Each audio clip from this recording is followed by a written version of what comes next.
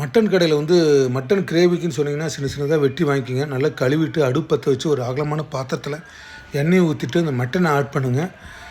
மட்டனுக்கு தேவையான மஞ்சத்தூள், கல் உப்பு ஆட் பண்ணிவிட்டு நல்லா வதக்குங்க. ஒரு 5 நிமிஷம் நல்லா வதக்குங்க. ஏன்னா அப்போ தான் அந்த உப்பு இந்த மட்டனில் வந்து நல்லா பிடிக்கும். மட்டன் மசாலா 2 ஸ்பூனு, கரம் மசாலா, மிளகாத்தூள் ஒவ்வொரு ஸ்பூனு, இதையும் வந்து இந்த மட்டன்லேயே ஆட் பண்ணிவிட்டு நல்லா வதக்கி விடுங்க.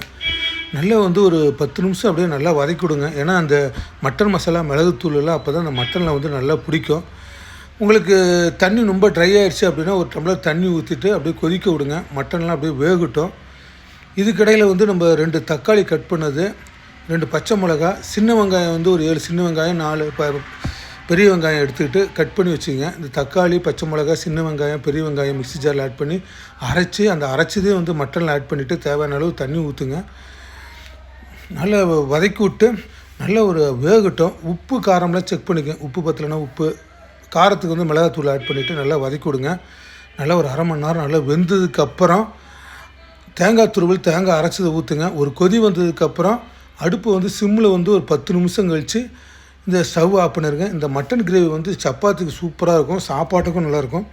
இன்றைக்கி வந்து எங்கள் வீட்டில் மார்னிங் வந்து சப்பாத்திக்கு தான் வந்து நான் மட்டன் கிரேவி பண்ணேன். கண்டிப்பாக உங்கள் வீட்டில் பண்ணி பாருங்கள், சூப்பராக இருக்கும்.